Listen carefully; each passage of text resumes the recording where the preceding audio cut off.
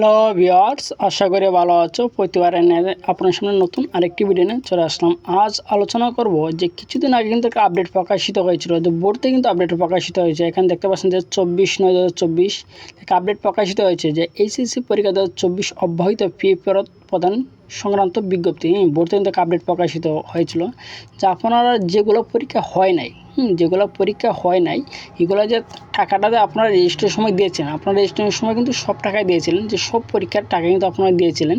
যে এর মধ্যে যেগুলো পরীক্ষা হয় না, যে আপনার 6টা বিষয় কিন্তু পরীক্ষা হয় না এবং 6টা বিষয়ের টাকা কিন্তু আপনারা ফেরত পাবেন। যে এই টাকাটা আপনারা কবে পাবেন এবং কত তারিখ পাবেন, কীভাবে পাবেন, যে আজকে এই নিয়ে আলোচনা করব। ঠিক আছে, যে অনেকে কিন্তু আমাদেরকে এই ধরনের কমেন্ট করেছে যে ভাই আমরা যে এই এইচএসসি বাতিল হওয়া পরীক্ষার টাকা মানে কবে পাবো।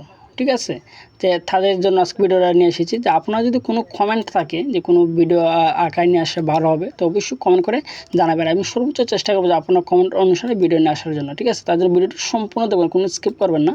তার আগে বলে নিই, আপনি যদি এই চ্যানেল নতুন হয়ে থাকেন তার আপনার কাছে রিকোয়েস্ট থাকবে যে এই ধরনের নিত্য নতুন অল এডুকেশনাল আপডেট সবার আগে পাওয়ার জন্য অবশ্যই চ্যানেলটি সাবস্ক্রাইব করে পাশে থাকুন, কারণ আপনার লাইক এবং সাবস্ক্রাইবের কারণে কিন্তু আপনার নতুন আরেকটা ভিডিও তৈরি করার অনুপ্রেরণা সৃষ্টি করে।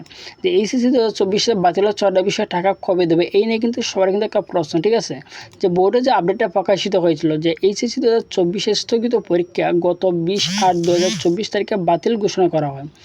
যে সকল বিষয় পরীক্ষা অনুষ্ঠিত হয়েছে উক্ত বিষয়সমূহ ব্যতীত অবশিষ্ট যে বিষয়গুলোর জন্য পত্রপ্রতি যে উত্তরপত্র মূল্যায়ন বাবদ ধার্যকৃত অর্থ এবং ব্যবহারিক পরীক্ষার ফি বাবদ যে আদায়কৃত অর্থের অব্যাহত অংশ আন্তঃশিক্ষা বোর্ডের পরীক্ষা নিয়ন্ত্রক কমিটি গত 18/9/2024 তারিখে 192তম সভা পরীক্ষার্থীদের ফেরত প্রদান সিদ্ধান্ত গৃহীত হয়। ঠিক আছে, যে 2024 সালের পরীক্ষার অব্যাহত ফি প্রদান, যে বোর্ডকৃত পরীক্ষা দিয়ে ফিটা আপনারা পাবেন, যে প্রতিটা সাবজেক্টের জন্য আপনারা কিন্তু 40 টাকা করে পাবেন। ঠিক আছে, এই যে বোর্ডকৃত যে আপনি যে বোর্ডে ছিলেন, যে আপনি সিলেট, ঢাকা যে কোনো বোর্ডে হোক না কেন, যে আপনি প্রত্যেকটা বোর্ড থেকে কিন্তু তারা আপনাকে 40 টাকা করে দেবে। ঠিক আছে, যে প্রতিটা বিষয়ের জন্য আপনার 40 টাকা, 6টা বিষয়ে 40 টাকা করে পাবেন।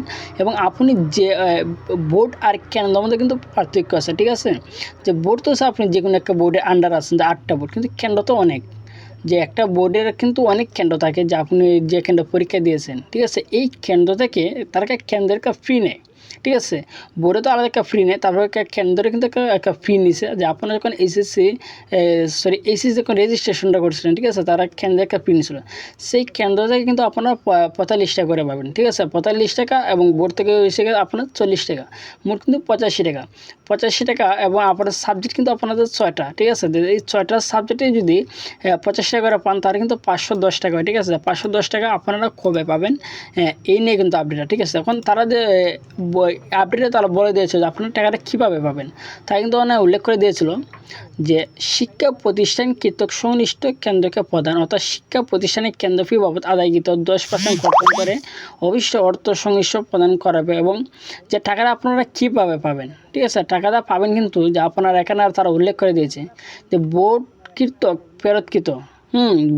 ফেরতকৃত অর্থ সংশ্লিষ্ট পরীক্ষার্থীদের নিজ নিজ শিক্ষা প্রতিষ্ঠানে প্রেরণ করা হবে।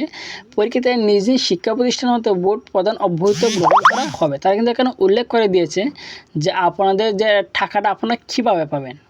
এখন যদি আপনারা কোনো বোর্ডের সাথে বা যে কোনো মনে করেন যে বোর্ড বা যে কোনো কেন্দ্রের সাথে যোগাযোগ করেন, তাহলে কিন্তু আপনারা টাকাটা পাবেন না। সেটা কিন্তু আপনার বিকাশও পাবেন না, রকেট পাবেন না, বা কোনো অনলাইনের মাধ্যমে কিন্তু সেটা পাবেন না। ঠিক আছে, যে সেটা সম্পূর্ণ কিন্তু আপনারা ক্যাশ পাবেন। যে ক্যাশ কীভাবে পাবেন, যে আপনি যে শিক্ষা প্রতিষ্ঠানের আন্ডারে, অর্থাৎ আপনি যে কলেজে পড়ে এসেছেন সেই কলেজের সাথে আপনার যোগাযোগ করতে হবে। সেই কলেজে কিন্তু তারা আপনাদেরকে টাকাটা দেবে। ঠিক আছে, যে আপনারা 510 টাকাতে পাবেন, সেই 510 টাকা কিন্তু যে এর ক্ষেত্রে কিন্তু আরেকটা অনেকে কিন্তু একটা বেশি পাবে। যে বেশিটা কারা পাবে, যে প্রতিষ্ঠানের পরীক্ষা কম হয়েছে, সবাই তো সমানের পরীক্ষাটা দেয় নাই। ঠিক আছে, যারা পরীক্ষাটা কম হয়েছে তারা কিন্তু টাকাটা একটু বেশি পাবে। ঠিক আছে, এখন টাকাটা পাওয়ার যে বললাম সর্বশেষ আপডেটটা, যে আপনারা যে শিক্ষা প্রতিষ্ঠানে পড়ে এসেছেন বা এইচএসসি ইন্টারমিডিয়েট লাইফে আপনি যে কলেজে আসছিলেন সেই কলেজের সাথে আপনি যোগাযোগ করতে হবে। ঠিক আছে, সেই কলেজের সাথে যোগাযোগ করলে কিন্তু তারা তারিখ দেবে যে এই তারিখে আপনাদের টাকাটা দেওয়া হবে। ঠিক আছে, আশা করি বুঝতে পারছেন। তারপর যদি না বুঝে থাকেন অবশ্যই কমেন্ট করে জানাবেন। যদি ভিডিওটি ভালো লাগে থাকে অবশ্যই লাইক দেবেন। আর আপনি যদি এই চ্যানেল নতুন হয়ে থাকেন তার আপনার কাছে একটা রিকোয়েস্ট থাকবে যে এই ধরনের নিত্য নতুন অল এডুকেশনাল আপডেট সবার আগে পাওয়ার জন্য অবশ্যই চ্যানেলটি সাবস্ক্রাইব করে পাশে থাকুন। ধন্যবাদ, দেখা হবে অন্য কোনো ভিডিওতে।